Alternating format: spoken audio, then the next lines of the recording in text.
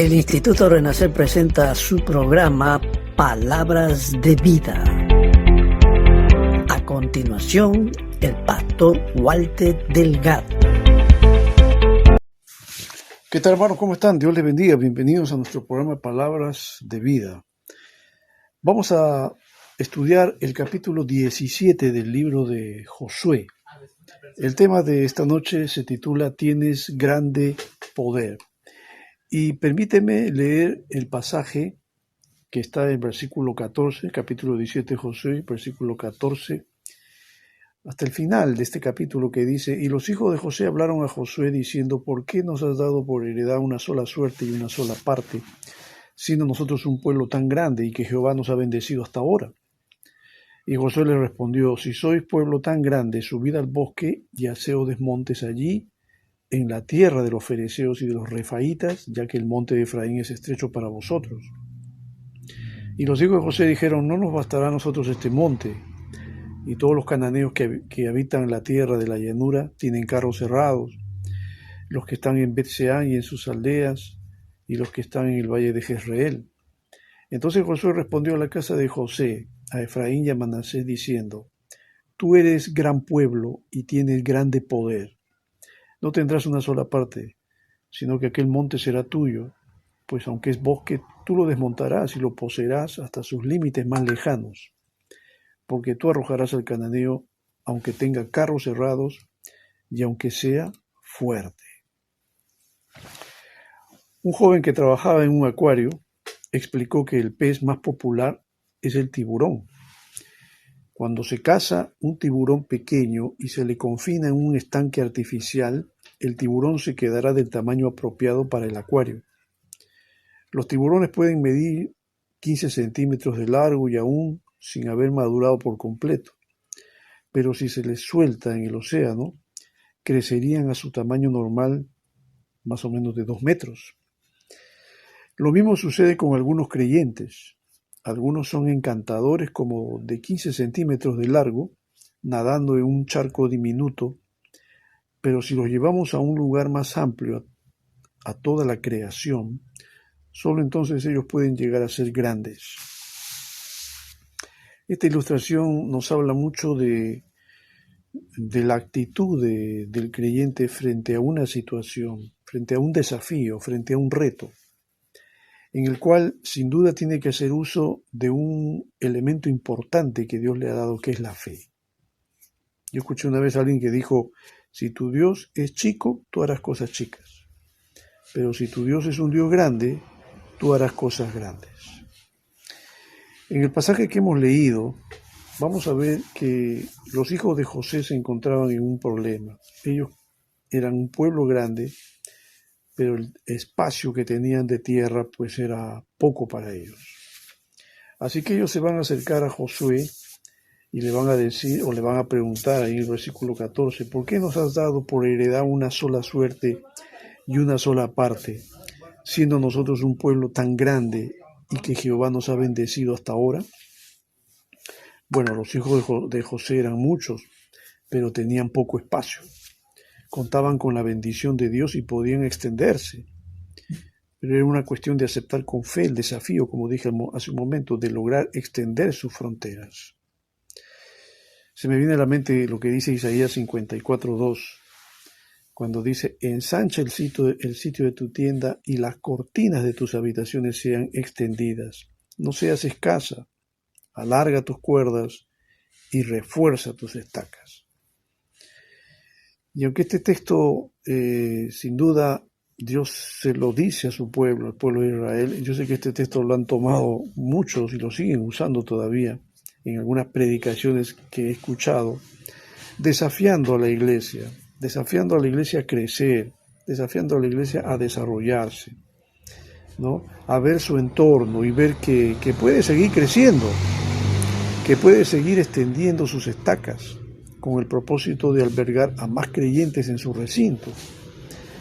Si la iglesia no crece, si la iglesia no crece es porque sus miembros no están deseosos de crecer. La iglesia no crece porque sí, todos los creyentes deben hacer uso de los dones, de los talentos, para el desarrollo y crecimiento que Dios quiere llevar a cabo, ¿no? Dios da el crecimiento, dice la Biblia, pero hay que trabajar. Unos siembran, otros riegan, dice la Biblia, pero Dios es el que da el crecimiento. Pero para que haya crecimiento, pues uno tiene que trabajar. No podemos estar con los brazos cruzados, sentados, esperando que la iglesia crezca así nomás, sin que nosotros hagamos nada. Eso significa que hay que tomar acción. En el verso 15, Josué les va a responder: si sois pueblo tan grande, subid al bosque, haceos desmontes allí en la tierra de los fereceos y de los refaítas, ya que el monte de Efraín es estrecho para vosotros. Los israelitas debían tomar acción. Del mismo modo, creo que requerimos de trabajo en oración en la iglesia. Bueno, si es que deseamos crecer y extendernos, tenemos que trabajar. ¿De qué manera? Pues hay que orar, hay que hacer vigilias, hay que hacer ayunos, hay que salir a evangelizar. Y esas personas que son evangelizadas y son ganadas para Cristo, pues hay que inmediatamente adoctrinarlas, hay que darles enseñanza bíblica, hay que enseñarles a obedecer, hay que enseñarles a formar un carácter de acuerdo a la voluntad de Dios, de acuerdo al propósito que Dios tiene para cada uno de nosotros. Todos estos elementos requieren de nuestro fiel compromiso si deseamos crecer. La iglesia primitiva era una iglesia de oración. Ahí en Hechos 2:47 dice que los creyentes de ese tiempo estaban alabando a Dios y tenían favor con todo el pueblo, y el Señor añadía cada día a la iglesia los que habían de ser salvos. Mira, esa iglesia crecía cada día. ¿Nuestras iglesias crecen todos los días? Pregunto. Bueno, solamente abrimos la iglesia el día domingo, que es el día en que hacemos nuestras reuniones presenciales. Muchas solamente abren domingo. Los días de semana, bueno, yo sé que nos hacemos ahora con esto de la pandemia, que en cierto modo nos ha metido en las casas a muchos, aunque ya gracias a Dios estamos superando esto poco a poco. Estamos volviendo nuevamente a las reuniones presenciales, pero no podemos esperar crecer solamente el día domingo, ¿no? Creo que Dios desea que evangelicemos y lo hagamos todos los días, de ser posible. Yo creo que la iglesia debería abrirse todos los días. A mí me sorprende, por ejemplo, que la iglesia católica, la iglesia de Roma, como la llamamos, su templo los abre casi todos los días, hasta de madrugada incluso. ¿No? Hay iglesias, no sé si son todas, pero he visto iglesias que abren todos los días porque tienen lo que ellos llaman misa. Y hay gente que va y entra y escucha, aunque sean 2, 3, 4, 5, pero el templo está abierto. El templo debe ser como un hospital, pienso yo. Si es que realmente hay gente que está enferma del corazón, hay gente que está enferma por el pecado, muchas de esas personas necesitan ayuda, necesitan un consejo. Y el templo debe estar abierto. No solamente debe abrirse el día domingo, creo que debería abrirse todos los días, y todos los días debería brindar una ayuda a la comunidad. Si es que queremos ganar almas, digo yo, ¿no? Porque si nosotros no tenemos interés de ganar almas, bueno, entonces solamente nos vamos a convertir en cristianos del día domingo y esperar que la gente llegue el domingo. Pero ese crecimiento pues va a ser un crecimiento muy, muy débil, porque implicaría pues que nuestro interés de evangelizar solamente se circunscribe a un día, cuando creo que la iglesia debería estar activa todos los días. Yo sé que todos los días pues, los hermanos no van a estar en el templo, ¿no? Porque hay que trabajar, hay que hacer muchas cosas. Pero hay personas que sí pueden hacerlo, especialmente los que están sirviendo en el templo y se dedican a la obra del Señor a tiempo completo, pues ellos son los que deberían diseñar un plan especial para poder alcanzar a su comunidad. Y si es que urge, entre comillas, evangelizar a la gente, pues creo que hay que abrir el templo todos los días. Hay que trabajar todos los días predicando la palabra de Dios. Hay que tomar acción, y el tomar acción sin duda que requiere de fe. Si la fe es fuerte, entonces las cosas de Dios nos van a llamar la atención y estaremos dispuestos a obedecer y servirle. Pero si la fe es débil, entonces, bueno, no va a pasar mucho, no va a trascender mucho. Las bendiciones del cielo no vienen si tú no las pides, mi querido hermano. Santiago capítulo 2, versículo 26 dice, porque como el cuerpo sin espíritu está muerto, así también la fe sin obras está muerta. Creo que muchos creyentes decimos que tenemos fe, pero no la demostramos. Es más, yo creo que hay creyentes que en sus centros de labor no dan a conocer que son creyentes. No quiero decir todos, pero sé que hay muchos que no lo hacen. Y prefieren mantenerse en el anonimato y no decirle a nadie que son creyentes, a menos que ya los tengan entre la espada y la pared, ¿no? Y que alguien venga y los diga y los emplace y le diga, oye, tú también eres creyente, ¿no? Y bueno, ahí recién abrimos la boca. Pero si nadie nos pregunta, no le decimos a nadie quiénes somos. Y eso no está bien. Porque si Dios te puso en un lugar, te puso en un centro de trabajo, te puso en un colegio, te puso en una universidad, te puso para que seas luz y sal y para que tú también compartas la palabra a las personas, a los amigos que tú tienes. Y no debes avergonzarte de hacerlo, porque tú te avergüenzas del Evangelio. Entonces no estás muy convencido de tu fe. El creyente que está persuadido de quién es Cristo y qué es lo que hizo Él en la cruz, ese creyente no va a tener ninguna vergüenza, ni temor, ni miedo de hablarle a otros acerca de su fe. El temor en realidad es nuestro gran enemigo. Dice el versículo 16, y los hijos de José dijeron, no nos bastará a nosotros este monte. Y todos los cananeos que habitan la tierra de la llanura tienen carros cerrados, los que están en Bet-Seán y en sus aldeas, y los que están en el valle de Jezreel. Mira, ponte a pensar que ellos eran un pueblo grande, pero tenían cierto temor de que los enemigos que ellos consideraban que eran fuertes pudieran vencerlos. Y tenían temor ¿de qué? De los carros cerrados que tenían. Y eran gente guerrera, y esto como que les intimidaba, los bloqueaba, no les permitía avanzar. La Biblia dice en Proverbios 29-25 que el temor del hombre pondrá lazo. El temor en el corazón del creyente puede ser también el producto del pecado, que genera desconfianza, que apaga nuestro amor a Dios y no nos permite lanzarnos a aventuras de fe. El temor se traduce en la resistencia a comprometerse con el Señor y se debe a que la conciencia no está en paz. El que ama a Dios confía en Él y no teme porque sabe que Dios lo aprecia y lo va a bendecir. En 1 Juan capítulo 4, verso 18 dice, en el amor no hay temor, sino que el perfecto amor echa fuera el temor, porque el temor lleva en sí castigo, de donde el que teme no ha sido perfeccionado en el amor. Entonces, si un creyente tiene miedo, tiene temor, tiene vergüenza de dar a conocer su fe, entonces el amor de Dios no está perfeccionado en él. El temor lo está dominando. Y como dice Juan, el temor lleva en sí castigo. Si hay temor es porque hay algo que no está bien. Si hay temor es porque la conciencia probablemente no está del todo, no está andando bien delante de Dios.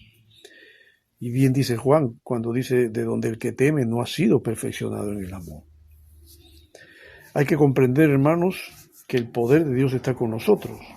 Ese poder que tuvieron los apóstoles, ese poder que tuvo la iglesia primitiva en sus inicios, es el mismo poder que está también con la iglesia de hoy.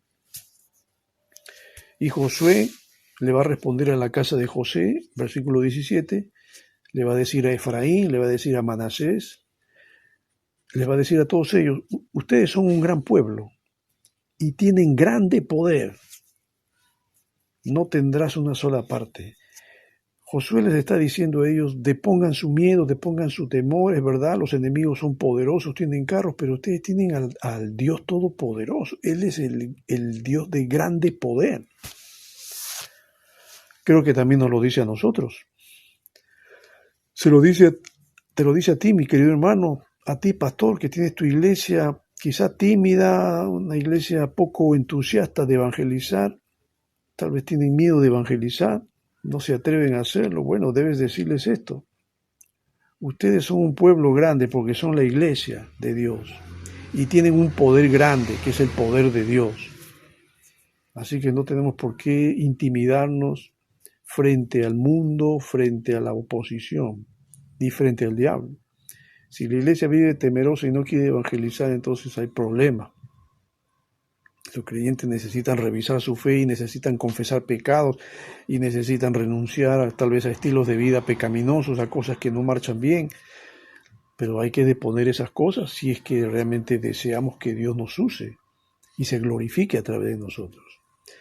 Como dije, los creyentes contamos con Dios y su poder para poder hacer frente a cualquier dificultad. Jesús dijo ahí en Hechos capítulo 1, verso 8, pero recibiréis poder cuando haya venido sobre vosotros el Espíritu Santo, y me seréis testigos en Jerusalén, en toda Judea, en Samaria y hasta lo último de la tierra. El poder de Dios está a tu disposición, mi querido hermano. El poder de Dios está a disposición de la iglesia. El poder viene de Dios. Viene cuando el Espíritu Santo, que creo que lo tenemos todos, solo que algunos lo pueden tener apagado y otros lo tendrán contristado, y cuando hay esas condiciones, pues lamentablemente el Espíritu no se manifiesta como debe ser, y en lugar de surgir la fe, el entusiasmo, pues surge el miedo, el temor.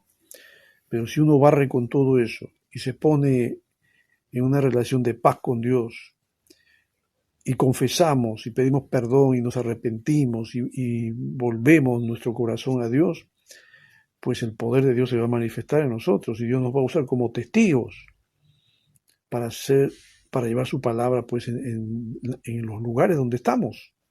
Como dice aquí en Jerusalén, en toda Judea, Samaria y hasta lo último de la tierra. Dios quiere levantar a su iglesia para que sea testigo de Jesucristo hasta lo último de la tierra. Cuando el creyente se desalienta por experiencias negativas sin respuesta por parte de Dios, entonces debe preguntarse, ¿a qué se debe esto? Y debe hacerse las siguientes preguntas. ¿Estoy en paz con Dios?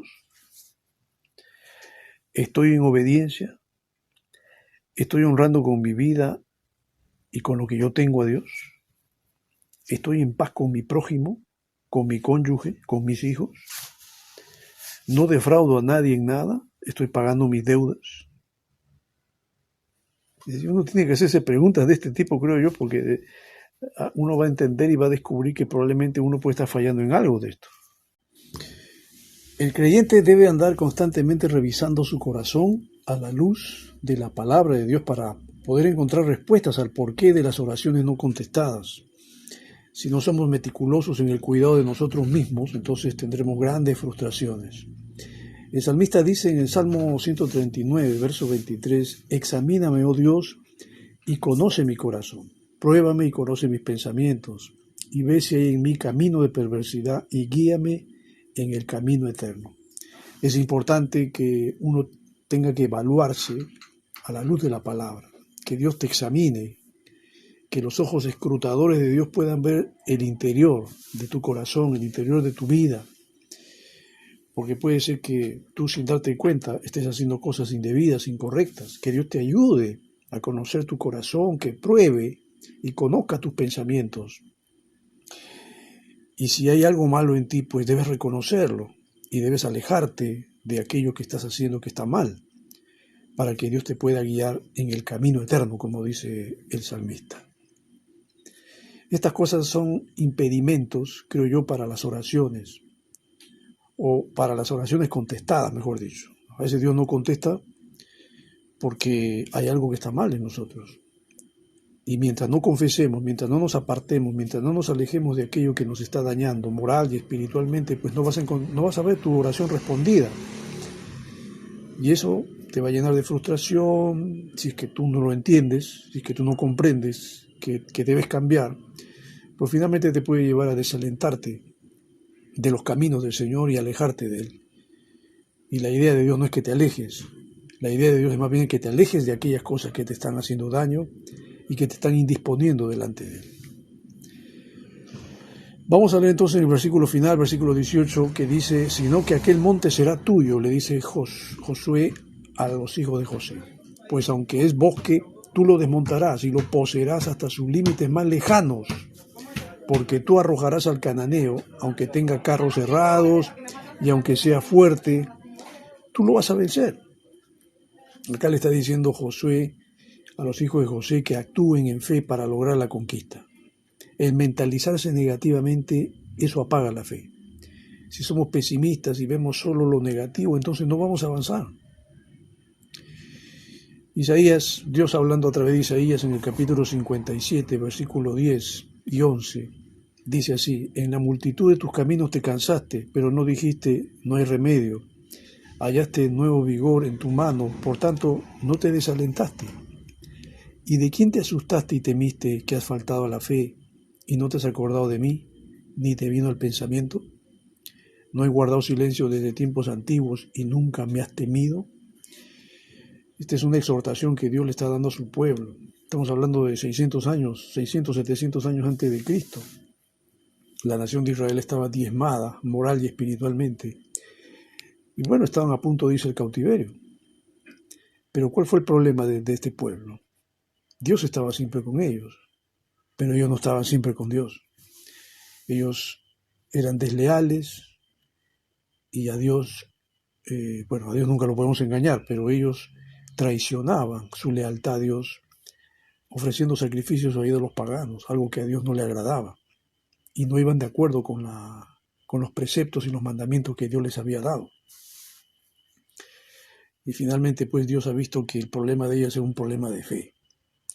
Aun cuando ellos podían confiar en sí mismos y en sus armas y podían confiar en su sabiduría y en los recursos humanos que ellos tenían, pero eso no era suficiente, porque al final se fueron del cautiverio porque era la voluntad de Dios. Yo creo que tenemos que estar sintonizados con Dios y estar de acuerdo, andar de acuerdo a su voluntad para que Dios nos pueda abrir puertas y nos pueda ayudar y bendecir en todo lo que podamos hacer o emprender.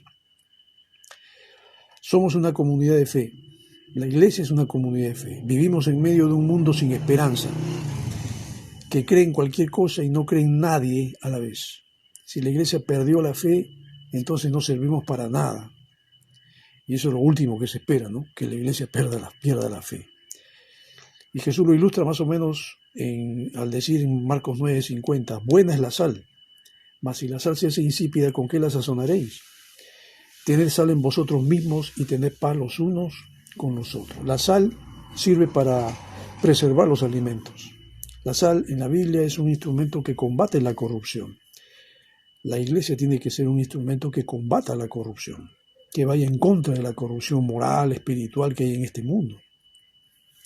Pero si la iglesia se ajusta a los moldes del mundo y nosotros, en lugar de influenciar al mundo con el evangelio, dejamos que el mundo influencie a la iglesia con su estilo de vida, con sus ideologías, con sus filosofías paganas y mundanas, entonces la iglesia pierde la sal. La sal que tiene se hace insípida y ya no sirve para nada. Jesús recomienda y dice, tened sal en vosotros mismos y tened paz los unos con los otros. Quisiera terminar esta disertación con una ilustración.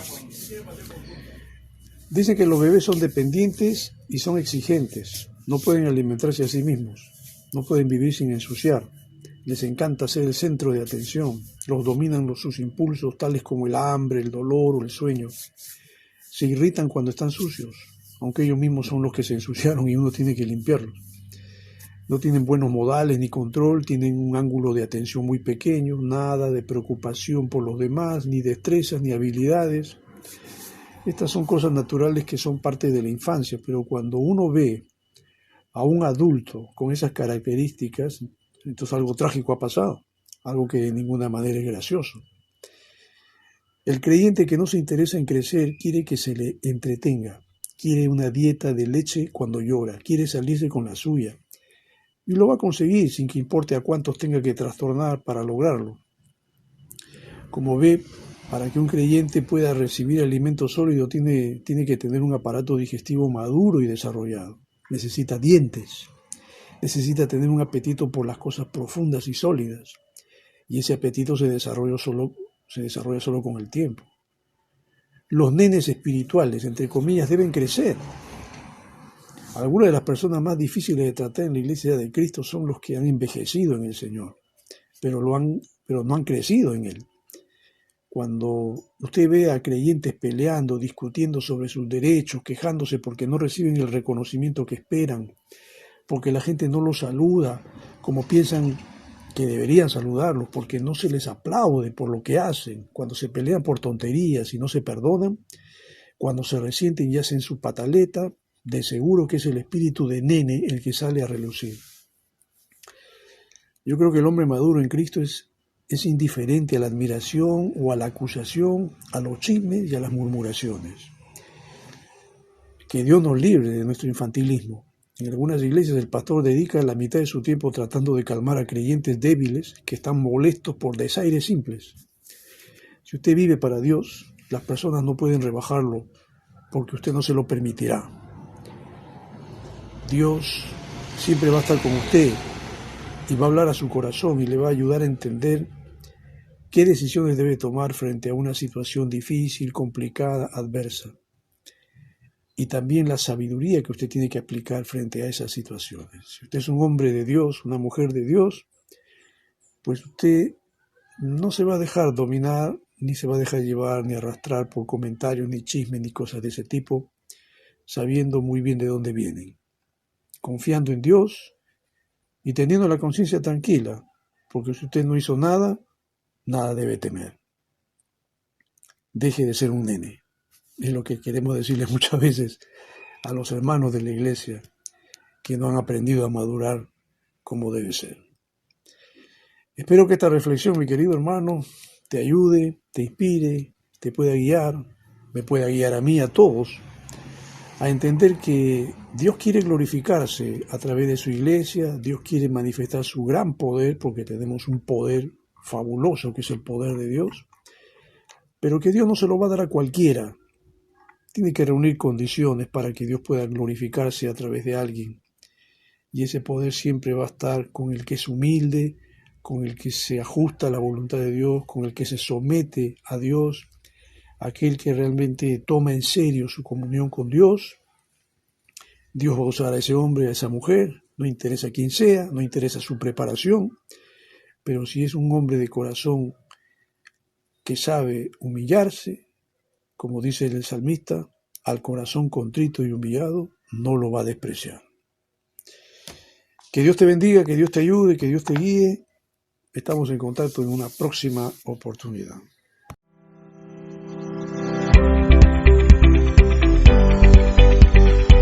El Instituto Renacer presentó su programa Palabras de Vida. Esperamos que este programa haya sido de bendición para tu vida. Nos vemos en una próxima edición.